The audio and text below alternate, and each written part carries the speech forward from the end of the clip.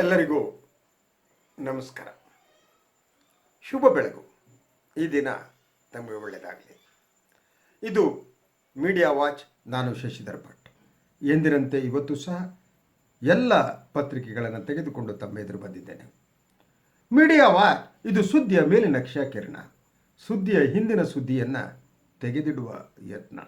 Between the lines ಅಂತ ಏನು ಅಂತೀವಿ, ಸುದ್ದಿಯ ಎರಡು ವಾಕ್ಯಗಳೇ ನಡುವೆ ಇರುವುದನ್ನು ತೆಗೆದಿಡುವ ಯತ್ನ.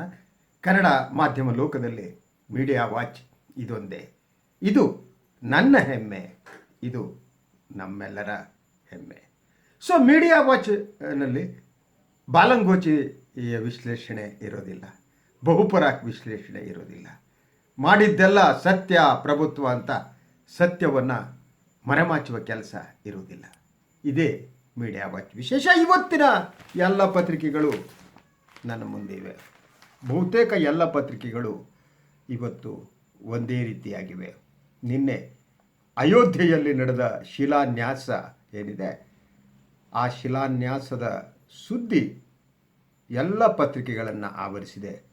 ಪತ್ರಿಕೆಗಳು ವಿಜೃಂಭಿಸಿವೆ, ಪತ್ರಿಕೆಗಳು ಸಂತೋಷಪಟ್ಟಿವೆ. ರಾಮ ಮಂದಿರ ಆಗಬೇಕು ಅನ್ನುವ ಕನಸು ಮಾಧ್ಯಮದು ಆಗಿತ್ತು ಅನ್ನುವುದನ್ನು ಎಲ್ಲ ಮಾಧ್ಯಮಗಳು ತೋರಿಸಿವೆ, ಏಕರೂಪವಾಗಿವೆ. ಇವತ್ತು ಒಂದು ಪತ್ರಿಕೆ ಹೆಡ್ಲೈನ್ ಹೀಗಿದೆ: ಭವ್ಯ ಮಂದಿರಕ್ಕೆ ಶಿಲಾನ್ಯಾಸ ಸಂಪನ್ನ, ರಾಮ ಭಕ್ತಿಯಲ್ಲಿ ಮೆಂದೆದ್ದ ಭಾರತ, ಅಯೋಧ್ಯ ರಾಮ ವಿರಾಜಮಾನ. ಶಿಲಾನ್ಯಾಸದ ಕ್ಷಣ ಕ್ಷಣ ಮೋದಿ ದಿನಚರಿ.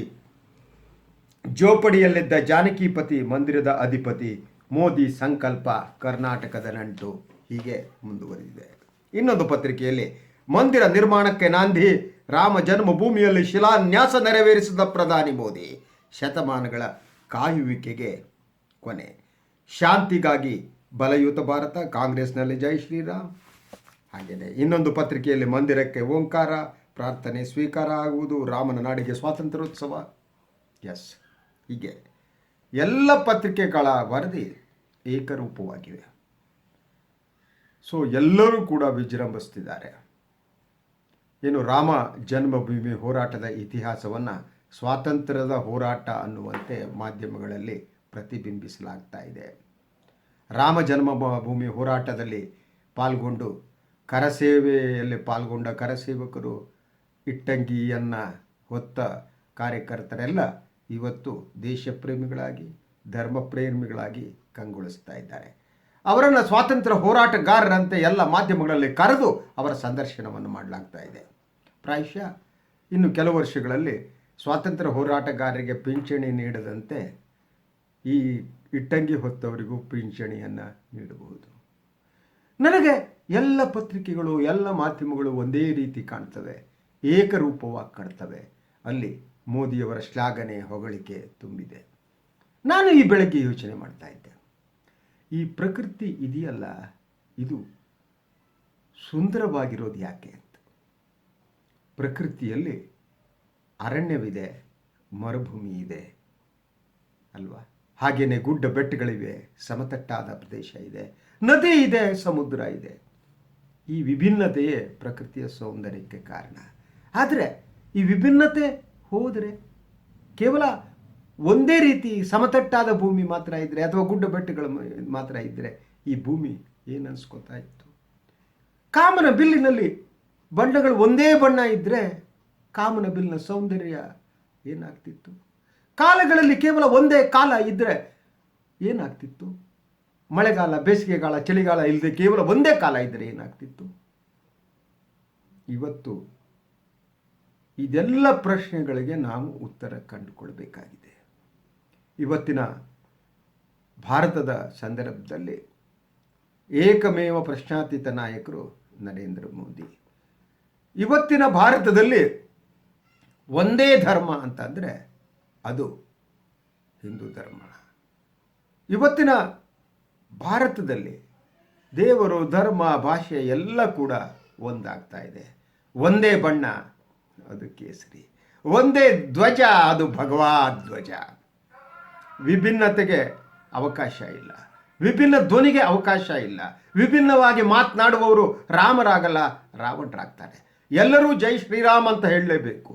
ಜೈ ಶ್ರೀರಾಮ್ ಅಂತ ಹೇಳದವರು ದೇಶದ್ರೋಹಿಗಳಾಗ್ತಾರೆ. ಮೋದಿಯನ್ನು ಪ್ರೇಸ್ ಮಾಡದೇ ಇರುವವರು, ಮೋದಿಯನ್ನು ಹೊಗಳದೇ ಇರುವವರು ದೇಶದ್ರೋಹಿಗಳಾಗ್ತಾರೆ. ನಿನ್ನೆ ಸಾಮಾಜಿಕ ಜಾಲತಾಣಗಳಲ್ಲಿ ಬಂದ ಕೆಲವು ಫೋಟೋಗಳನ್ನು ತಾವು ಗಮನಿಸಿರ್ಬೋದು. ಶ್ರೀರಾಮಚಂದ್ರನ ಕೈ ಹಿಡಿದುಕೊಂಡು ಸನ್ಮಾನ್ಯ ಗೌರವಾನ್ವಿತ ಮೋದಿಯವರು ಹೋಗ್ತಾ ಇದ್ದಾರೆ. ರಾಮನನ್ನು ಮುನ್ನಡೆಸುವ ನಾಯಕ ನಮ್ಮಲ್ಲಿದ್ದಾರೆ.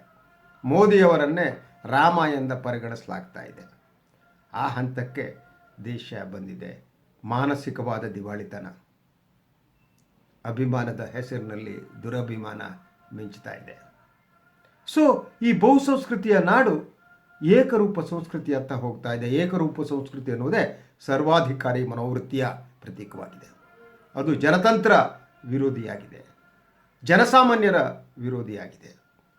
ಸೊ ಅದು ಬಹಳ ಸ್ಪಷ್ಟವಾಗಿ ಕಾಣ್ತಾ ಇದೆ. ಇಡೀ ದೇಶದಲ್ಲಿ ಇವತ್ತು ವಿಜೃಂಭಣೆ ಕಾಣ್ತಾ ಇದೆ. ನಾನು ಯಾವುದೋ ನಮ್ಮ ಪ್ರದೇಶದಲ್ಲಿ ನೋಡ್ತಾ ಇದ್ದೆ. ಅಲ್ಲಿ ಬಹುತೇಕ ಮನೆಗಳಲ್ಲಿ, ಹಲವಾರು ಮನೆಗಳಲ್ಲಿ ಮನೆಯ ಗೇಟಿಗೆ ಭಗವಾ ಜೆಂಡವನ್ನು ಕಟ್ಟಲಾಗಿತ್ತು.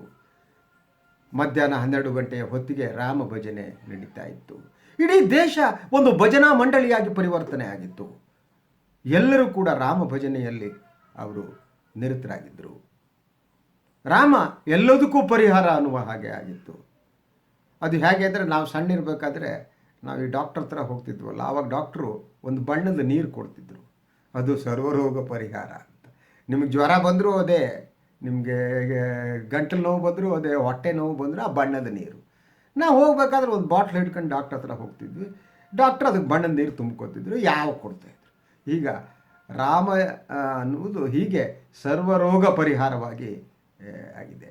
ರಾಮ ಭಜನಾ ಮಂಡಳಿಗೆ ಸೇರದಿದ್ದವರನ್ನು ದೇಶದ್ರೋಹಿ, ಧರ್ಮದ್ರೋಹಿ ಅನ್ನಲಾಗ್ತಾ ಇದೆ. ಅವರು ರಾವಣನ ಭಕ್ತರು ಅಂತ ಹೇಳಲಾಗ್ತಾ ಇದೆ. ಆ ಸ್ಥಿತಿ ಬಂದಿದೆ. ಹಾಗಿದ್ರೆ ಎಲ್ಲ ಸರಿ, ವಿಜೃಂಭಣೆ ಸರಿ. ಅದಕ್ಕೆಲ್ಲ ಆಡಿರುವ ಮಾತುಗಳು ಎಲ್ಲವನ್ನು ನೋಡ್ತಾ ಇದ್ದೇನೆ. ಪ್ರಧಾನಿ ಮೋದಿಯವರು ಆಡ್ತಾ ಇರುವ ಮಾತುಗಳೆಲ್ಲ ನಮಗೆ ಗೊತ್ತಿವೆ. ಅದನ್ನು ಕೆಲವು ನೀವು ನೋಡ್ಬೋದು. ನೋಡಿ, ಏನು ಮಾತನಾಡಿದರು ಮೋದಿಯವರು. ರಾಮಚರಿತ ಮಾನಸವನ್ನು ಉಲ್ಲೇಖಿಸಿದ ಮಾತನಾಡಿದ ಮೋದಿಯವರು ಬಲವಾದ ದೇಶ ಮಾತ್ರ ಶಾಂತಿಗೆ ಕಾರಣವಾಗಬಲ್ಲದು ಎಂದು ಹೇಳಿದ್ದಾರೆ. ಭೀತಿ ಇಲ್ಲದೆ ಪ್ರೀತಿ ಸಾಧ್ಯ ಇಲ್ಲ ಅಂತ. ಭೀತಿಯಲ್ಲಿ ಹುಟ್ಟಿದ್ದು ಪ್ರೀತಿಯಲ್ಲ. ಭೀತಿ ಇಲ್ಲದೆ ಪ್ರೀತಿ ಅಂದರೆ ಬೆದರಿಸಿ ಪ್ರೀತಿಯನ್ನು ತೆಗೆದುಕೊಳ್ಳಲು ಸಾಧ್ಯ ಇಲ್ಲ. ಆ ಬಗ್ಗೆ ಪ್ರೀತಿಯ ಅರಿವಿಲ್ಲದ ಪ್ರಧಾನಿ ನರೇಂದ್ರ ಮೋದಿಯವರು ಮಾತಾಡ್ತಾರೆ. ಇದು ನನಗೆ ಹೆಚ್ಚು ಅಪಾಯಕಾರಿಯಾಗಿ ಕಾಣಿಸ್ತು. ಇದು ಭೀತಿ ಇಲ್ಲದೆ ಪ್ರೀತಿ ಸಾಧ್ಯ ಇಲ್ಲ ಅನ್ನೋದು. ಭೀತಿಯಲ್ಲಿ ಪ್ರೀತಿ ಹುಟ್ಟಲ್ಲ, ಭೀತಿಯಲ್ಲಿ ಪ್ರೀತಿ ಸಾಯುತ್ತೆ. ಭೀತಿಯಲ್ಲಿ ಹುಟ್ಟುವುದು ಪ್ರೀತಿಯಲ್ಲ. ಪ್ರೀತಿಗೆ ಭೀತಿ ಬೇಕಾಗಿಲ್ಲ, ಪ್ರೀತಿಗೆ ಮುಕ್ತತೆ ಬೇಕು. ಅದು ನಮ್ಮ ಪ್ರಧಾನಿಯವರಿಗೆ ಅರ್ಥ ಆಗ್ತಾ ಇಲ್ಲ. ಅವರು ಆಡುವ ಮಾತುಗಳು ಕೂಡ ಒಂದು ರೀತಿಯಾಗಿ ನಿನ್ನೆ ಆಡಿದ್ದು. ಅವರು ಮರ್ಯಾದಾ ಪುರುಷೋತ್ತಮನಾದ ರಾಮನನ್ನು ನೆನಪು ಮಾಡಿಕೊಂಡ್ರೋ ಅಥವಾ ಶಿವಧನುಸ್ಸನ್ನು ಮುರಿದ ರಾಮ, ಅದು ಸಾಂಕೇತಿಕ, ಆತನನ್ನು ಅವರು ನೆನಪು ಮಾಡಿಕೊಂಡ್ರೋ, ಕೈಯಲ್ಲಿ ಬಿಲ್ಲು ಬಾಣ ಹಿಡಿದು ಎತ್ತಲೋ ಗುರಿ ಹಿಡಿದ ರಾಮನನ್ನು ಅವರು ನೆನಪು ಮಾಡಿಕೊಂಡ್ರು. ಅವ್ರಿಗೆ ಯಾಕೆ ಪಿತೃವಾಕ್ಯ ಪರಿಪಾಲಕರಾದ ರಾಮ ಅಲ್ಲಿ ನೆನಪಾಗಲಿಲ್ಲ? ಭ್ರಾತೃತ್ವದ ಪ್ರತೀಕವಾದ ರಾಮ ಯಾಕೆ ಅವರಿಗೆ ನೆನಪಾಗಲಿಲ್ಲ? ಅವರು ಅಲ್ಲಿ ಯುದ್ಧದ ಮಾತನ್ನು ಆಡ್ತಾರೆ. ಅಯೋಧ್ಯೆ ನೆಲದಲ್ಲಿ ರಾಮ ಜನ್ಮಭೂಮಿಗೆ ದೇವಾಲಯ ಅಲ್ಲಿ ಕಟ್ಟಿಸುವ ಶಿಲಾನ್ಯಾಸ ಮಾಡುವಾಗ ಅವರು ಯುದ್ಧದ ಮಾತನಾಡ್ತಾರೆ ನಮ್ಮ ಪ್ರಧಾನಿ. ಅದು ನನಗೆ ಬಹಳ ಆಘಾತಕರ ಅಂತ ಅನ್ನಿಸ್ತು. ನೀವು ಶಾಂತಿ ಪ್ರೀತಿಯ ಬಗ್ಗೆ ಮಾತನಾಡುವಾಗ ಅಲ್ಲಿ ನೀವು ಭಯವಿಲ್ಲದೆ ಪ್ರೀತಿ ಹುಟ್ಟುವುದಿಲ್ಲ. ಪ್ರೀತಿಯನ್ನು ಖರೀದಿಸೋದಕ್ಕೆ ಸಾಧ್ಯ ಇಲ್ಲ. ಅದು ವ್ಯಾಪಾರದ ವಸ್ತುವಲ್ಲ. ಪ್ರೀತಿ ಭಯದ ಮೂಲಕ ಸಿಗಲ್ಲ. ಪ್ರೀತಿ ಹೇರಿಕೆಯ ಮೂಲಕ ಸಿಗಲ್ಲ. ಪ್ರೀತಿ ಸರ್ವಾಧಿಕಾರದ ಮೂಲಕ ಸಿಗಲ್ಲ. ಆ ಮೂಲಭೂತ ಸತ್ಯ ನಮ್ಮ ದೇಶದ ಪ್ರಧಾನಿಗೆ ಅರ್ಥ ಆಗಿಲ್ಲ. ಅವರಿಗೆ ತಿಳಿತಾ ಇಲ್ಲ. ಅವರು ಫ್ರೀ ಕನ್ಸೀವ್ಡ್ ಮೈಂಡ್ ಆಗಿದ್ದಾರೆ. ಅವರು ಎಲ್ಲವನ್ನ ತಪ್ಪು ಅರ್ಥ ಮಾಡಿಕೊಂಡಾಗೆ ಪ್ರೀತಿಯನ್ನು ಕೂಡ ತಪ್ಪಾಗಿ ಅರ್ಥೈಸಿದ್ದಾರೆ ಅನ್ನೋದು ಅನಿಸ್ತಾ ಇದೆ. ಸೊ ಈ ಜೊತೆ ಇನ್ನೊಂದು ಅಂಶವನ್ನು ನಿನ್ನೆನೂ ಗಮನಿಸಿದೆ. ಇಡೀ ದೇಶ ರಾಮ ಭಜನೆಯಲ್ಲಿ ನಿರತರಾಗಿತ್ತು. ಕಾಂಗ್ರೆಸ್ ಕೂಡ ಸಂಪೂರ್ಣವಾಗಿ ರಾಮ ಭಜನೆ ಮಾಡ್ತಾ ಇತ್ತು. ಸೋನಿಯಾ ಗಾಂಧಿ ಮಾತ್ರ ಈ ಬಗ್ಗೆ ಪ್ರತಿಕ್ರಿಯೆ ನೀಡಿಲ್ಲ. ಬಹುತೇಕ ಯುವ ನಾಯಕರು ಎಲ್ಲ ಕೂಡ ರಾಮ ಭಜನೆಯಲ್ಲಿ ನಿರತರಾಗಿದ್ದರು. ಇಡೀ ಈ ಮಾಧ್ಯಮದಲ್ಲಿ ನಡೀತಾ ಇದ್ದಾಗ ಒಂದು ಮಸೀದಿಯನ್ನು ಕೆಡವಿದ ಕೃತ್ಯ ಏನಿದೆ ಅದು ಕ್ರಿಮಿನಲ್ ಅಪರಾಧ ಅನ್ನುವ ಮಾತನ್ನು ಸರ್ವೋಚ್ಚ ನ್ಯಾಯಾಲಯ ಹೇಳಿದೆ. ನೀವು ಮಾತನಾಡುವಾಗ ರಾಮ ಜನ್ಮಭೂಮಿಯನ್ನು ಕೊಟ್ಟ ನ್ಯಾಯಾಲಯವನ್ನು ಪ್ರೇಸ್ ಮಾಡ್ತೀರಿ, ಆದರೆ ಬಾಬ್ರಿ ಮಸೀದಿಯನ್ನು ಕೆಡವಿದ್ದು ಕ್ರಿಮಿನಲ್ ಅಪರಾಧ ಅನ್ನುವ ಮಾತನ್ನು ಸರ್ವೋಚ್ಚ ನ್ಯಾಯಾಲಯ ಹೇಳಿದೆ, ಅದನ್ನು ಮರಿತೀರಿ. ಇದು ಜಾಣ ಮರವು ಅಂತ. ಎಲ್ಲದೂ ಕೂಡ ಸ್ವಾತಂತ್ರ್ಯ ಹೋರಾಟಗಾರರಂತೆ ಮಸೀದಿ ಒಂದು ಮಂದಿರವನ್ನು, ದೇವಸ್ಥಾನವನ್ನು, ದೇವರಿರೋ ಜಾಗವನ್ನು ಕೆಡಗಿದವರನ್ನು ನೀವು ವಿಜೃಂಭಿಸ್ತಾ ಇದ್ದೀರಿ ಅಲ್ವಾ? ಸೊ ಆ ಒಂದು ಸ್ಥಿತಿ ನಿರ್ಮಾಣ ಆಗಿದೆ. ಹಾಗಿದ್ರೆ ಮುಂದೇನೋ ಅನ್ನುವ ಪ್ರಶ್ನೆ ಬಗ್ಗೆ ನಾನು ಮಾತನಾಡಬೇಕು ಅನಿಸುತ್ತೆ. ಅದಕ್ಕೊಂದು ಸೂಚನೆಯನ್ನು ರಾಜ್ಯದ ಸಚಿವರಾಗಿರೋ ಗ್ರಾಮೀಣಾಭಿವೃದ್ಧಿ ಸಚಿವರಾಗಿರುವಂಥ KS ಈಶ್ವರಪ್ಪ ನೀಡಿದ್ದಾರೆ. ಅದು ನನಗೆ ಬಹಳ ಮುಖ್ಯವಾದ್ದು ಅಂತ ನನಗೆ ಯಾಕೆ ಅನಿಸುತ್ತೆ ಅಂದರೆ, ಇವರ ಎಜೆಂಡಾ ಏನು ಅನ್ನುವುದು ಈ ಮಾತನ್ನು ಭಾಳ ಸ್ಪಷ್ಟವಾಗಿ ತೋರಿಸ್ಕೊಳ್ಳುತ್ತೆ. ನಾವೆಲ್ಲ ಎಚ್ಚರದಿಂದ ಇರಬೇಕು ಅಂತ. ಏನು ಹೇಳ್ತಾರೆ KS ಈಶ್ವರಪ್ಪನವರು? ಕಾಶಿ ಮಥುರಾದಲ್ಲೂ ಮಸೀದಿ ತೆರವು ಅಗತ್ಯ. ಮಥುರಾ ಕಾಶಿಯಲ್ಲೂ ಮಸೀದಿಗಳನ್ನು ತೆರವುಗೊಳಿಸಿ ಮಂದಿರಗಳನ್ನು ಸ್ವತಂತ್ರಗೊಳಿಸಬೇಕಾಗಿದೆ ಎಂದು ಗ್ರಾಮೀಣಾಭಿವೃದ್ಧಿ ಸಚಿವ KS ಈಶ್ವರಪ್ಪ ಹೇಳಿದರು. ಅಯೋಧ್ಯೆ ರಾಮ ಮಂದಿರ ನಿರ್ಮಾಣದ ಶಂಕುಸ್ಥಾಪನೆ ನಿಮಿತ್ತ ಇಲ್ಲಿನ ಕೋಟಿ ಆಂಜನೇಯ ಸ್ವಾಮಿ ದೇವಸ್ಥಾನದಲ್ಲಿ ಬುಧವಾರ ಹಮ್ಮಿಕೊಂಡಿದ್ದ ಧರ್ಮ ಸಭೆಯ ನಂತರ ಅವರು ಮಾತನಾಡಿದರು. ಸೊ ಇದೇ ಸಂಘ ಪರಿವಾರದ ಎಜೆಂಡಾ ಅಂತ ನನಗೆ ಅನಿಸುತ್ತೆ. ಇದು BJPಯ ಎಜೆಂಡಾ. ಈಗ ರಾಮ ಮಂದಿರ ಕಟ್ಟಿದ ಮೇಲೆ ಅವ್ರಿಗೆ ರಾಜಕೀಯ ಲಾಭ ಪಡೆಯುವುದಕ್ಕೆ ಬೇರೆ ಯಾವುದೂ ಇಲ್ಲ. ಅವರು ಕಾಶಿ ಮಥುರಾ ವಿಚಾರವನ್ನು ತೆಗೆದುಕೊಳ್ತಾರೆ ಅನ್ನುವ ಸೂಚನೆ ಇದು. ಕಾಶಿ ಮಥುರಾದಲ್ಲೂ ಮಸೀದಿಯ ತೆರವು ಅಗತ್ಯ. ಕಾಶಿ ವಿಶ್ವನಾಥನ ದೇವಸ್ಥಾನದ ಪಕ್ಕ ಇರುವ ಮಸೀದಿ ಮತ್ತು ಮಥುರಾದಲ್ಲಿರುವ ಮಸೀದಿಯನ್ನು ಧ್ವಂಸಗೊಳಿಸುವುದಕ್ಕೆ ಇವರು ಏನೋ ಒಂದು ಯೋಜನೆಯನ್ನು ರೂಪಿಸಿದ್ದಾರೆ ಅನ್ನುವ ಅನುಮಾನ ನನಗೆ ಇದೆ ಈಶ್ವರಪ್ಪನವರ ಮಾತಿನಿಂದ. ಇನ್ನೂ ಹೆಚ್ಚಿನ ವಿವರವನ್ನು ಅವರು ಕೊಟ್ಟಿಲ್ಲ. ಈ ತೆರವುಗೊಳಿಸೋದಕ್ಕೆ ತಾವು ಮುಂದಾಗಿದ್ದಾರೆ ಎನ್ನುವ ಮಾತನ್ನು ಹೇಳಿದ್ದಾರೆ. ಅಂದರೆ ಈ ದೇಶದಲ್ಲಿರುವ ಎಲ್ಲ ಮಸೀದಿಗಳನ್ನು, ಚರ್ಚ್ಗಳನ್ನು ಎಲ್ಲವನ್ನು ನಾಶಪಡಿಸಿ ಕೇವಲ ದೇವಸ್ಥಾನಗಳನ್ನು ಮಾಡುವ, ಅದನ್ನೇ ಮಾತ್ರ ಇಟ್ಟುಕೊಳ್ಳುವಂಥ ಒಂದು ಷಡ್ಯಂತ್ರ ಯೋಜನೆ ಇವರಲ್ಲಿ ಕಾಡ್ತಾ ಇದೆ. ಈ ದೇಶದ ಬಹುಸಂಸ್ಕೃತಿಯ ನಾಶ ಪ್ರಾರಂಭ ಆಯಿತು. ಈ ದೇಶದ ಧರ್ಮ ನಿರಪೇಕ್ಷತೆಯ ಮುಕುಟ ನಿನ್ನೆ ಉರುಳಿ ಹೋಯಿತು. ಇದರಲ್ಲಿ ಎಲ್ಲ ರಾಜಕೀಯ ಪಕ್ಷಗಳು ಪಾಲ್ದಾರಾಗಿತ್ತು. ಕಾಂಗ್ರೆಸ್ ಅಯೋಗ್ಯತನದ ಪರಮಾವಧಿ ರಾಹುಲ್ ಗಾಂಧಿ, ಪ್ರಿಯಾಂಕಾ ಗಾಂಧಿ, ದಿಗ್ವಿಜಯ್ ಸಿಂಗ್ ಎಲ್ಲರೂ ಕೂಡ ರಾಮ ಮಂದಿರ ನಿರ್ಮಾಣವನ್ನು ಹೊಗಳ್ತಾ ಕೂತ್ಕೊಂಡ್ರು. ಒಂದು ಮಾತು, ಮಸೀದಿಯನ್ನು ಕೆಡವಿರುವುದು ತಪ್ಪು. ಇಡೀ ಈ ಹೋರಾಟ ಪ್ರಾರಂಭ ಆಗಿರುವುದೇ ಕಾನೂನು ಬಾಹಿರವಾದ ಕೆಲಸದ ಮೂಲಕ ಅನ್ನೋದನ್ನು ಅವರು ಮಾತನಾಡಲೇ ಇಲ್ಲ. ಕಾಂಗ್ರೆಸ್ ಕೂಡ ಮಾತಾಡಿಲ್ಲ, ಯಾರೂ ಮಾತಾಡಿಲ್ಲ. ಎಲ್ಲರೂ ಇಡೀ ಮಾಧ್ಯಮಗಳಲ್ಲಿ ಎಲ್ಲೂ ಕೂಡ ಆ ಬಗ್ಗೆ ಚರ್ಚೆ ನಡೀತಾ ಇಲ್ಲ. ಭಜನಾ ಮಂಡಳಿಯ ಇಡೀ ದೇಶವನ್ನು ಭಜನಾ ಮಂಡಳಿಯಾಗಿ ಪರಿವರ್ತಿಸಿದ ಕೀರ್ತಿ ಏನಿದೆ, ಆ ಕೀರ್ತಿ ಸಲ್ಲಬೇಕಾದ್ದು ಪ್ರಧಾನಿ ಮೋದಿಯವರಿಗೆ. ಆ ಕೀರ್ತಿ ಸಲ್ಲಬೇಕಾದ್ದು ಭಾರತೀಯ ಜನತಾ ಪಕ್ಷಕ್ಕೆ. ಇಡೀ ಭಜನಾ ಮಂಡಳಿಯ ರಚನೆಯಲ್ಲಿ ಪಾಲ್ಗೊಂಡಿದ್ದಕ್ಕಾಗಿ ಕಾಂಗ್ರೆಸ್ಸಿಗೂ ನಾವು ಕೃತಜ್ಞತೆಯನ್ನು ಸಲ್ಲಿಸಬೇಕಾಗಿದೆ.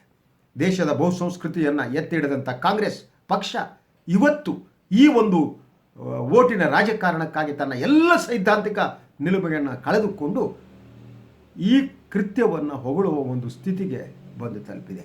ಇದು ಕಾಂಗ್ರೆಸ್ ಪಕ್ಷದ ಅತಿ ದೊಡ್ಡ ದುರಂತ. ಕಾಂಗ್ರೆಸ್ ಎಂದು ಕೂಡ ಇದರಿಂದ ಹೊರಬರಲಾರದು. ಸೊ ನಿನ್ನೆ ನಡೆದ ಸಮಾರಂಭದ ಬಗ್ಗೆ ಇನ್ನೂ ಹಲವು ಮಾತುಗಳನ್ನ ನಾನು ಆಡ್ಬೋದು ಅನಿಸುತ್ತೆ. ಈ ಒಂದು ರಾಮ ಜನ್ಮಭೂಮಿ ಹೋರಾಟವನ್ನು ಹುಟ್ಟುಹಾಕಿದ ಅದ್ವಾನಿ ಇರಲೇ ಇಲ್ಲ, ಅವರಿಗೆ ಆಹ್ವಾನನೇ ಇಲ್ಲ. ಮುರಳಿ ಮನೋಹರ್ ಜೋಶಿ ಅವರಿಗಿರಲಿಲ್ಲ. ಅವರೆಲ್ಲ ತಮ್ಮ ಮನೆಯಲ್ಲಿ ಕುಳಿತು ನೋಡ್ತಾ ಇದ್ದರು. ಅವರು ನೋಡ್ತಾ ಇದ್ದವರು, ನಾನು ಅದ್ವಾನಿ ಮಾತನಾಡಿದ್ದನ್ನು ನೋಡಿದೆ, ಅವರ ಧ್ವನಿ ನಡುಗ್ತಾ ಇತ್ತು. ವಯಸ್ಸು 90+ ವರ್ಷ, ಮಾತನಾಡುವುದು ಕಷ್ಟ ಆಗಿತ್ತು. ಅವರ ಒಳಗಡೆ ಕೃತಜ್ಞತಾ ಭಾವ ಇತ್ತೆ, ರಿಪೆಂಟೆನ್ಸ್ ಇತ್ತೆ, ಗೊತ್ತಿಲ್ಲ ನನಗೆ. ಒಂದು ರಿಪೆಂಟೆನ್ಸ್ ಇರಬೇಕಾಗಿತ್ತು. ಒಂದು ಬಾಬ್ರಿ ಮಸೀದಿ ಇರಲಿ, ಇನ್ನೊಂದಿರಲಿ, ಒಂದು ಧರ್ಮದ ಲಾಂಛನವನ್ನು ನಾಶ ಮಾಡುವ ಮೂಲಕ, ಒಂದು ಧರ್ಮದ ಪೂಜಾ ಸ್ಥಾನವನ್ನು ನಾಶ ಮಾಡುವ ಮೂಲಕ ಇನ್ನೊಂದು ಧರ್ಮದ ದೇಗುಲವನ್ನು ಕಟ್ಟೋದೇ ಇದೆಯಲ್ಲ, ಅದು ದೇವರಿಗೆ ಇಷ್ಟ ಆಗುವ ಕೆಲಸ ಅಲ್ಲ. ದೇವರು ಅದನ್ನು ಇಷ್ಟಪಡಲಾರ, ರಾಮನೂ ಕೂಡ ಇದನ್ನು ಇಷ್ಟಪಡಲಾರ. ಯಾಕೆಂದರೆ ಈ ವೈಭವ ಸಂಭ್ರಮ ಅವನಿಗೆ, ರಾಮನಿಗೆ ಇಷ್ಟ ಆಗಕ್ಕೆ ಸಾಧ್ಯನೇ ಇಲ್ಲ. ರಾಮನಿಗೆ ಇಂಥ ವೈಭವ ಸಂಭ್ರಮ ಇಷ್ಟ ಆಗೋದಿದ್ದರೆ ಅವನು ಲಂಕೆಯಲ್ಲಿ ರಾವಣನ ವಧಿಸಿದ ನಂತರ ಆ ಸುವರ್ಣ ಲಂಕೆಯಲ್ಲಿ ಉಳಿದುಬಿಡ್ತಿದ್ದ. ಅವನು ಸುವರ್ಣ ಲಂಕೆಯಿಂದ ವಾಪಸ್ ಬರ್ತಿರಲಿಲ್ಲ. ಯಾಕಂದರೆ ರಾಮ ಸಿಂಪ್ಲಿಸಿಟಿಯ ಒಂದು ಸಂಕೇತ, ಅವನು ಸರಳತೆಯ ಸಂಕೇತ. ಆದ್ದರಿಂದ ನಿನ್ನೆ ನಡೆದ ಈ ಎಲ್ಲ ಘಟನೆಗಳೇನಿವೆ, ಈ ಭಜನಾ ಮಂಡಳಿಯಲ್ಲಿ ರಾಮ ಪಾಲ್ಗಾರನಾಗ್ತಿರಲಿಲ್ಲ. ಅವನಿಗೆ ಭಜನೆ, ಈ ರೀತಿಯ ಭಜನೆ ಇಷ್ಟ ಆಗ್ತಿರಲಿಲ್ಲ.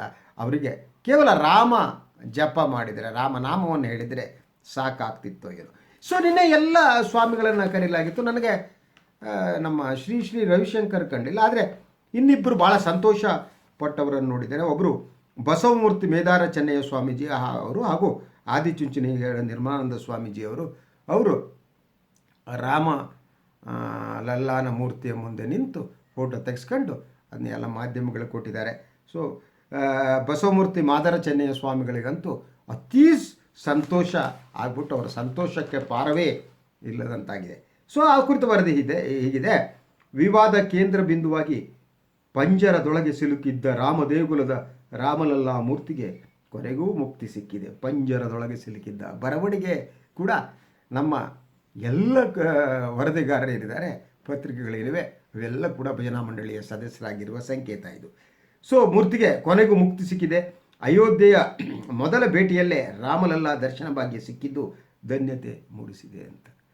ಸೊ ಈ ಒಂದು ದಲಿತ ವರ್ಗದಿಂದ ಬಂದ ಸ್ವಾಮೀಜಿಗೆ ರಾಮನ ಶಂಭೂಕವಧೆ ಘಟನೆ ಅವರಿಗೆ ನೆನಪಾಗಲ್ಲ.